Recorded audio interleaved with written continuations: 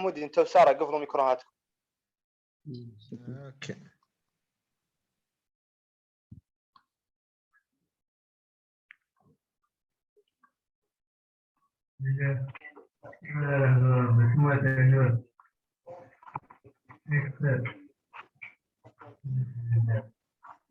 commence.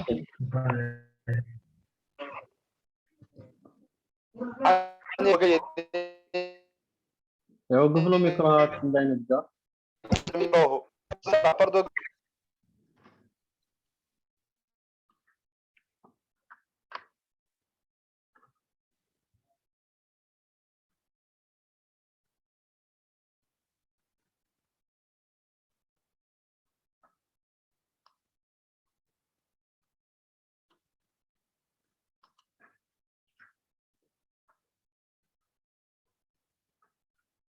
Alors, bismillah, allez commencer.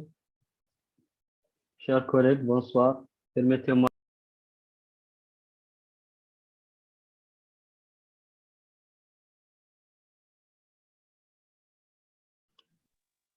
محمد انت ما عندك مشكله؟ سامعيني؟ سامعينك بعد. خلي كرام ما تطالع لنا. بارتاج ما تطالعكم.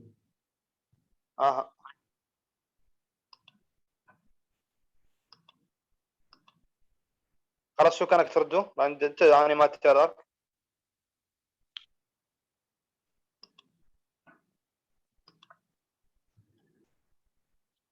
رجع. هلاك وبعد ذاك رجع. C'est bon. الله. Alors, bismillah. Chers collègues, permettez-moi de vous présenter ce topo qui va parler du syndrome médiastinal.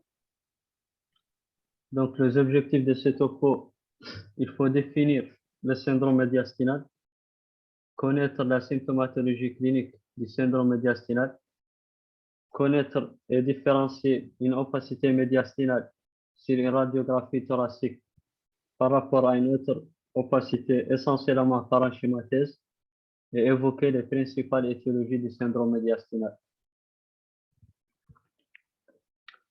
Donc, on va suivre le plan suivant, une introduction qui associe la définition, l'intérêt du sujet, un rappel anatomique, le diagnostic clinique, l'imagerie, essentiellement radiographie thoracique et la biologie selon le contexte. Troisièmement, les étiologies selon la fréquence et selon la topographie de l'atteinte. Quatrièmement, le diagnostic différentiel. Cinquièmement, le traitement qui est essentiellement étiologique. Et on va finir par une petite conclusion. Donc, en introduction, le syndrome médiastinal, c'est l'ensemble des signes cliniques et ou radiologiques en rapport avec une irritation, un envahissement ou une compression d'un ou de plusieurs organes du médiastin.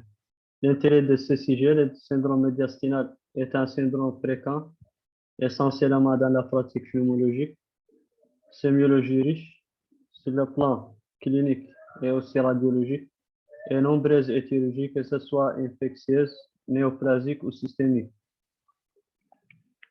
Donc, un rappel anatomique, le médiastin est l'espace médiothoracique, l'espace médian, limité en avant par le sternum, en arrière par le colonne vertébrale et les gouttières pulmonaires, et de part et d'autre par les deux poumons et la plèvre médiastinale.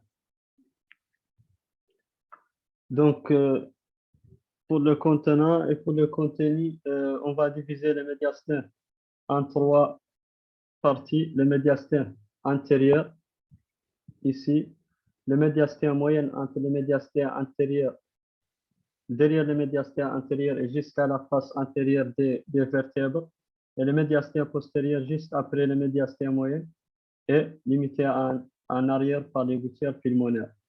Donc, le médiastin antérieur va abriter le cœur et les gros vaisseaux ainsi que les thymus, surtout chez les enfants, les nourrissons et les petits enfants. Le médiastin moyen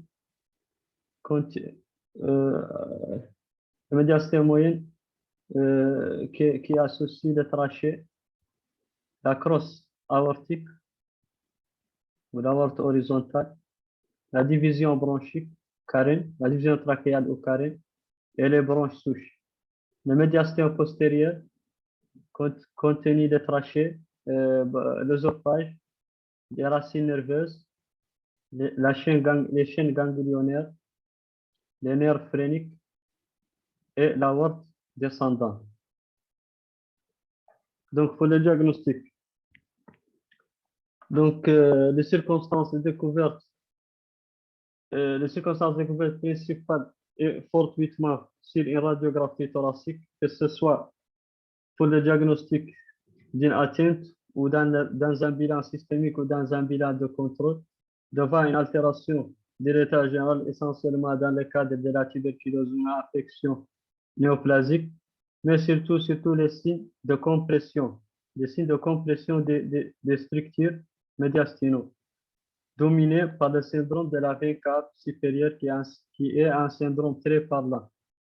Donc, l'interrogatoire va rechercher les signes fonctionnels qui sont fréquents, évaluer l'état général du sujet, rechercher la notion de contagion tuberculose et le profil vaccinal, et rechercher la notion de tabagisme qui est en faveur d'une néoplasie, que ce soit un cancer bronchopulmonaire ou un cancer de l'œsophage ou un autre cancer solide. Les signes cliniques sont divisés en 4 groupes selon la compression. Pour les signes respiratoires, une toux qui est sèche par compression trachéale, un wheezing, une dyspnée inspiratoire avec cornage et une hémoptysie. Pour les signes digestifs, une dysphagie par compression de l'œsophage. Pour les signes neurologiques, la compression de la chaîne sympathique va entraîner un syndrome de Claude Bernard Horner qui associe un myosis, un ptosis et une hénophthalmie. La compression du nerf laryngé récurrent gauche qui cravate la crosse aortique va entraîner une dysphonie ou un voie bitonale.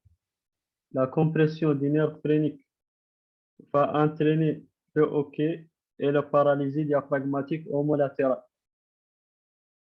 Pour les signes cardiovasculaires, associe un syndrome de cave supérieure lié à l'obstruction de la veine cave, compression de la veine cave supérieure qui va entraîner un obstacle au retour veineux de l'étage de la partie supérieure du corps, essentiellement cervico-thoracique. Le syndrome cave supérieure va se manifester par une turgescence des veines jugulaires bilatérales, une circulation veineuse collatérale thoracique, un œdème en péréline, un comblement de crécis claviculaire, un bouffissure œdème des visages avec cyanose, céphalée liée à la stase sanguine dans la boîte crânienne entraînant une hypertension intracrânienne, et les autres signes de la stase, la vertige, les bourdonnements des oreilles. Parfois, la lésion médiastinale peut entraîner une compression des cavités cardiaques et va entraîner une tamponnade, donc un tableau de choc. Voilà un syndrome médiastinal, un syndrome cave supérieur. Avant, et ici, le patient est atteint d'un syndrome cave supérieur avec un bouffissure du visage et des circulations veineuses collatérales thoraciques et un œdème en péréline. Donc, devant cette symptomatologie, le premier bilan à réaliser est une radiographie thoracique de face et de profil qui est la première circonstance de découverte du syndrome médiastinal, mais permet aussi de localiser la lésion et par la suite d'orienter le diagnostic. Ici, une radiographie thoracique de face, que ce soit devant les signes classiques du syndrome médiastinal ou devant les déviations des lignes médiastinaux. Donc ici, une radiographie thoracique de profil avec ici le médiastin antérieur avec le cœur et l'espace clair rétrosternal, cette clarté rétrosternale qui va être effacée en cas de lésion du médiastin antérieur. Donc ici le médiastin moyen et ici le médiastin postérieur. Donc, on va demander une radiographie thoracique de face pour étudier les signes classiques du syndrome médiastinal et une radiographie de profil pour mieux localiser la lésion. Donc, c'est quoi une masse médiastinale ou une opacité médiastinale?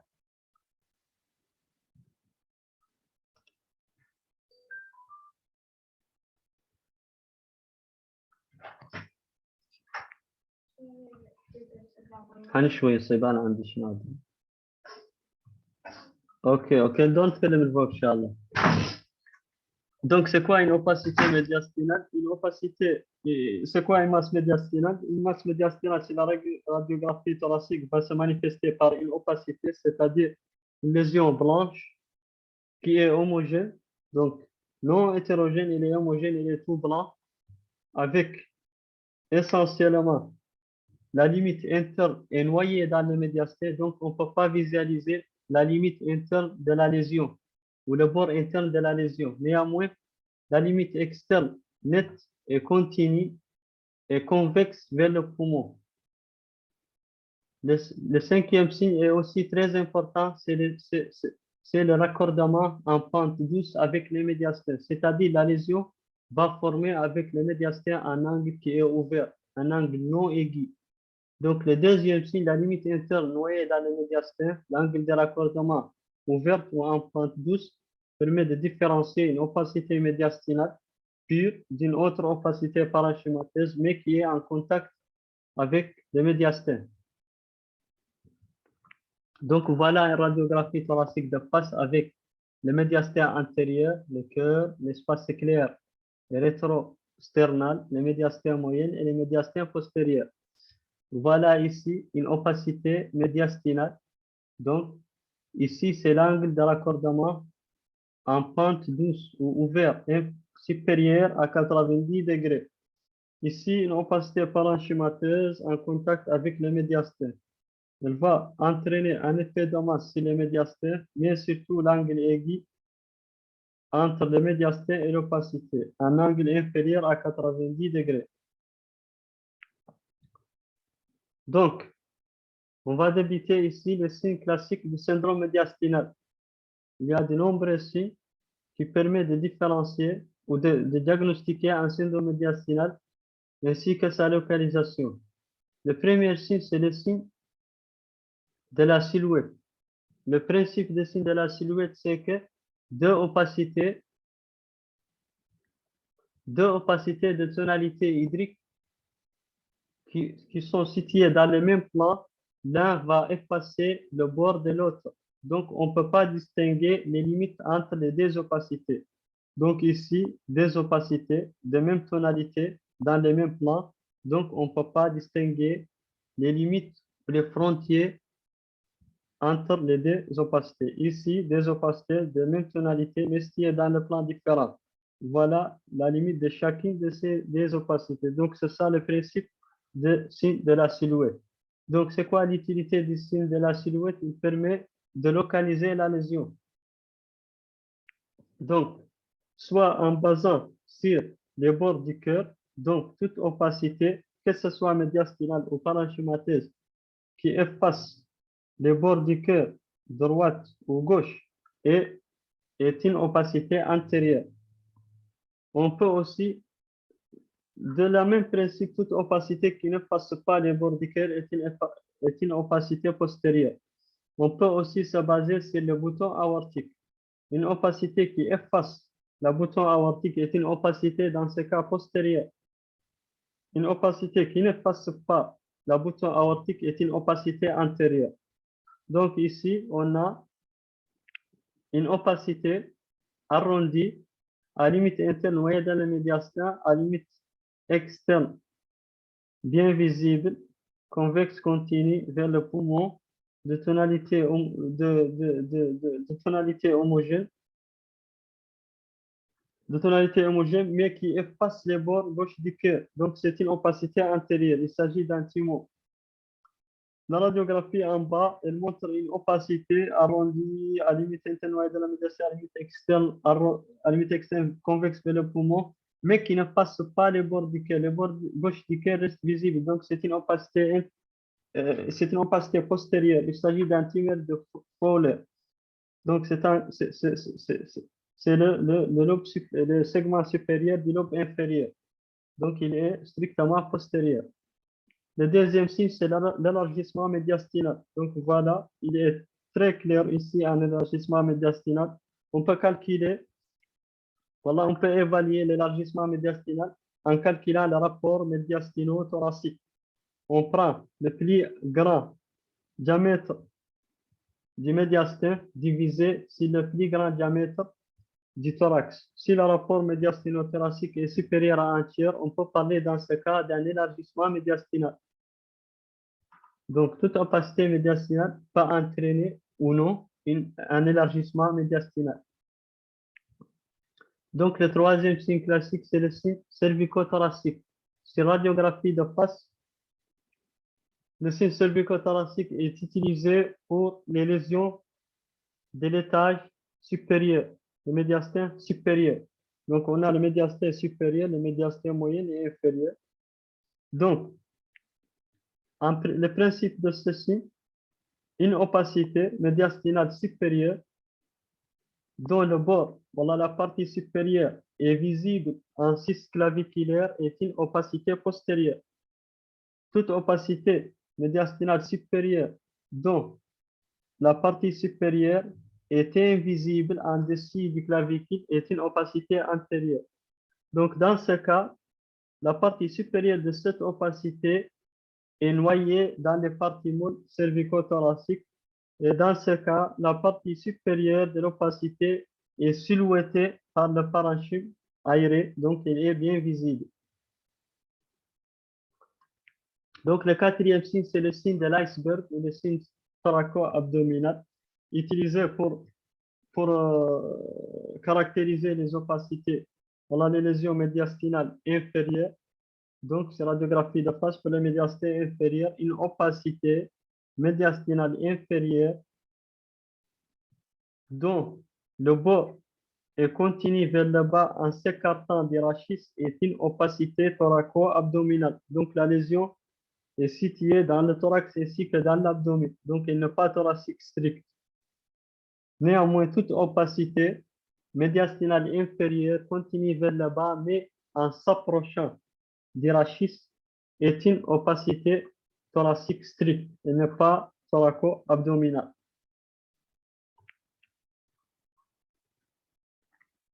Le cinquième signe des signes classiques du syndrome médiastinal est le signe de convergence du hip. Donc, c'est quoi le signe de convergence du hip? C'est radiographie thoracique de face. Ce signe permet de distinguer une opacité iliaire.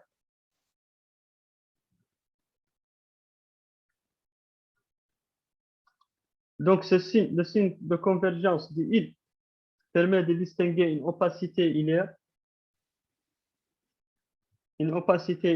ou une masse iliaire d'une grosse artère pulmonaire.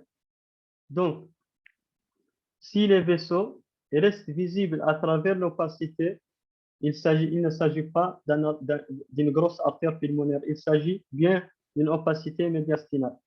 Si les vaisseaux convergent vers les îles en perdant leur silhouette en contact de cette opacité, donc ils ne sont plus visibles à travers l'opacité, il s'agit d'une grosse artère pulmonaire, que ce soit dans le cadre d'une hypertension artérielle pulmonaire ou autre. Donc, c'est le signe de convergence des îles. Donc, les vaisseaux, la trompe vasculaire convergent vers les îles et perdent leur silhouette en contact des îles. Donc, ils ne sont plus visibles à travers cette opacité.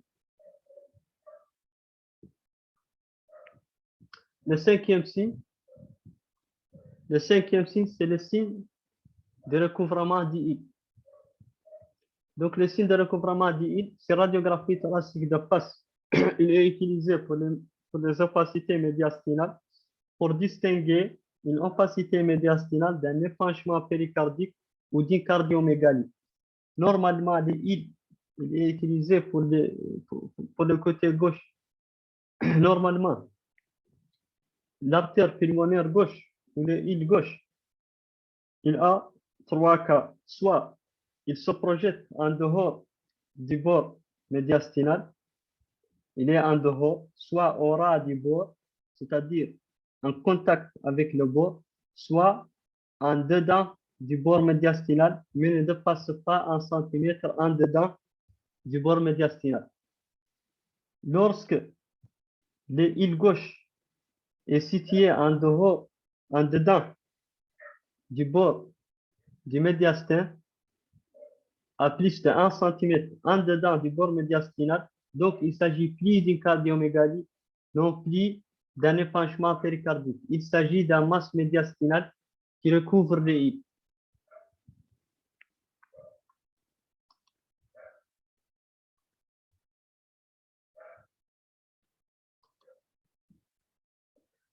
Donc, après la radiographie thoracique de face, on peut diagnostiquer un syndrome médiastinal.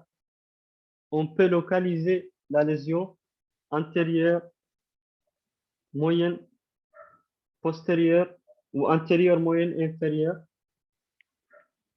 Donc, le deuxième bilan à demander, c'est la tomodensitométrie ou le scanner thoracique sans puis avec injection de produits de contraste. C'est l'examen de référence devant une opacité médiastinale. Il permet aussi de mieux étudier les structures vasculaires, nerveuses et osseuses. On peut aussi demander un IRM thoracique qui permet mieux que le scanner d'étudier les lésions vasculaires et nerveuses.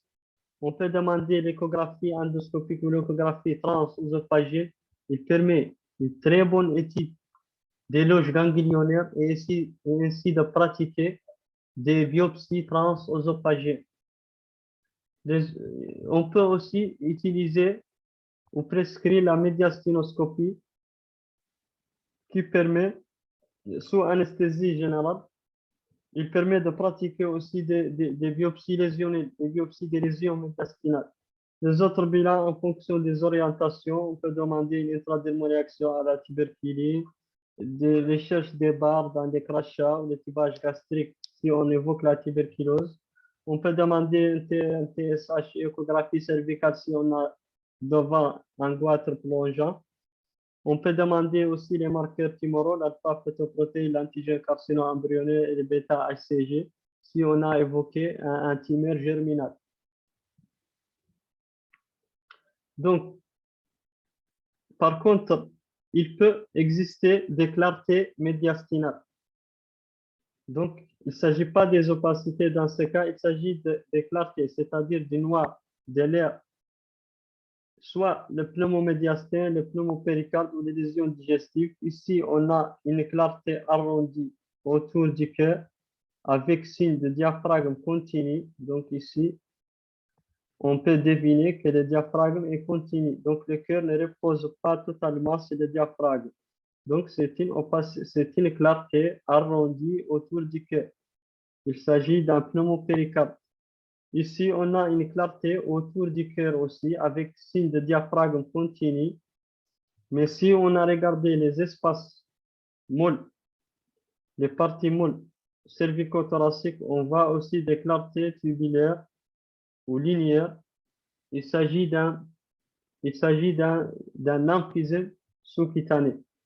Donc, la différence est parfois difficile, mais généralement, le pneumopéricarde ne dépasse pas les espaces anatomiques, c'est-à-dire il est limité au péricarde.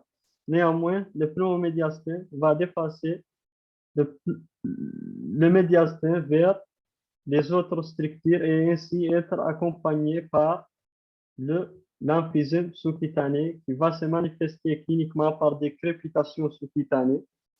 Ici, on a une clarté qui est rétrocardiaque, bien sûr, car le cœur est antérieur, avec un niveau hydroaérique, donc il s'agit d'un méga-œsophage ou achalasie de l'œsophage.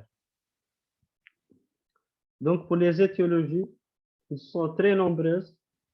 Donc, on va débuter par les étiologies en fonction de la topographie, puis les étiologies en fonction de fréquence. Pour les médiastins antérieurs, il s'agit des lymphomes. Oh là là. Il ne reste que 10 minutes. Donc, pour les médiastés antérieurs, il s'agit des lymphomes, des thymomes, des tumeurs thymiques, des tératomes. Ce sont des tumeurs germinales. Tissu germinal ectopique, c'est même que le cancer testiculaire, mais le tissu germinal et ectopique est situé au niveau du médiastin.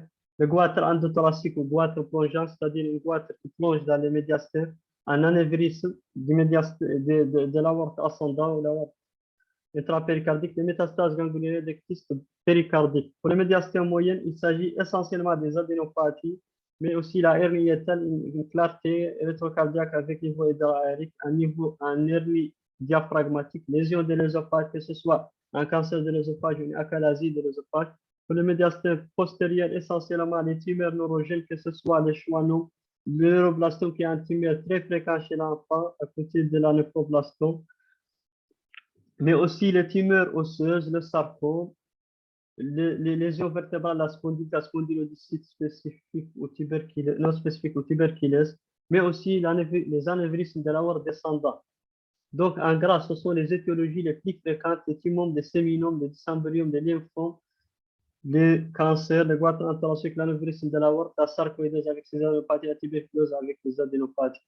Donc ici, en fonction des fréquences, pour la région antérieure, les étiologies les plus fréquentes sont, les fortis des anglo-saxons, tératome, thymome, thyroïde et terrible lymphoma ou en gros lymphome. Pour les médiastins antérieurs, effacement, ils vont entraîner un effacement de l'espace clair rétrosternal. Pour les médiastins moyens, ce sont surtout les adénopathies, les cancers bronchopulmonaires, l'anévrisme de l'aorte descendant. Pour les médiastins postérieurs, ce sont les tumeurs neurogènes, mais aussi les tumeurs osseuses, comme la sarcome. Les adénopathies médiastinales représentent 30% des causes des syndromes médiastinales, que ce soit néoplasique dans un tumeur solide comme le cancer bronchopulmonaire, les cancers oreilles, le cancer de l'œsophage, ou les hémopathies, les lymphomes et les leucémies, ou même les métastases ganglionnaires. Les adénopathies médiastinales peuvent être aussi d'origine infectieuse, que ce soit la tuberculose, ou systémique comme la sarcoïdose, ou aussi la pneumoconiose peuvent se manifester par des opacités, va entraîner des adénopathies médiastinales. Ici, on est devant une opacité médiastinale arrondie, limite interne noyée dans la médiastin, limite interne noyée dans la médiastin, limite externe convexe continue vers le parenchyme pulmonaire. Si le silhouette est positif, on ne peut pas visualiser le bord antérieur duquel il s'agit d'une opacité antérieure. Donc, il s'agit d'une fille de 13 ans admise aux urgences pour des fièvres spirales avec asthénie, perte de poids, avec volumineuse adénopathie médiastinale droite évoquant un lymphome ou une maladie de Hodgkin. Ici, une opacité médiastinale arrondie, bord interne de la médiastine, bord externe convexe vers le parenchyme, angle de raccordement ouvert, signe de silhouette positif. Il s'agit d'un enfant de 5 ans examiné pour virage de réaction tuberculinique. Donc, IDR positif dans un contexte de tuberculose familiale. Donc, il s'agit d'une adénopathie tuberculeuse. Ici, on a un gros élargissement médiastinal. Donc, il s'agit d'un gros élargissement médiastinal. Donc, signe de silhouette positive, opacité antérieure. Enfant de 12 ans pour volumineuse tumeur médiastinale découverte lors d'un bilan systémique. Il s'agit d'un tératome. Ici, on a un énorme élargissement médiastinal avec ici signe de silhouette positive chez un nourrisson ou un petit enfant devant les points de respication. Il s'agit d'un jeune nourrisson avec élargissement physiologique du médiastin lié à la persistance des muscles hyperactivité thymique. Ici, on a une opacité médiastinale supérieure, donc à la limite interne dans la médiastinale limite externe convexe, mais qui refoule la trachée.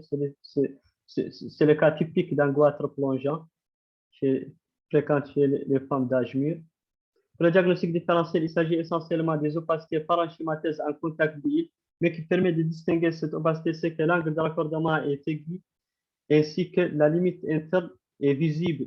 La limite interne de cette opacité est visible, contrairement aux opacités médiastinales. La limite noyée dans la médiastinale, il n'est plus visible. Pour le grosse aorte, grosse artère pulmonaire, distinguer de l'opacité pulmonaire, distinguer des opacités médiastinales par les signes de convergence du I et les opacités pleurales. Donc, le traitement est essentiellement étiologique.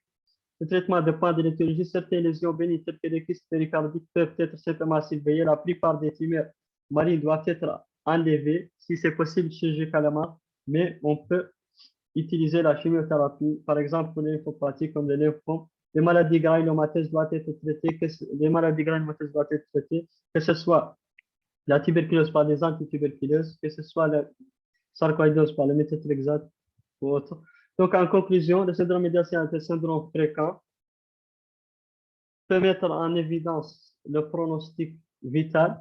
La découverte est essentiellement fortuite par la radiographie thoracique. Le tableau clinique est tellement riche par les signes de compression médiastinale. Le diagnostic repose essentiellement sur la connaissance de l'anatomie des médiastins. Les étiologies sont très multiples et le traitement est essentiellement étiologique. Donc, merci pour votre attention. That is excellent tempo.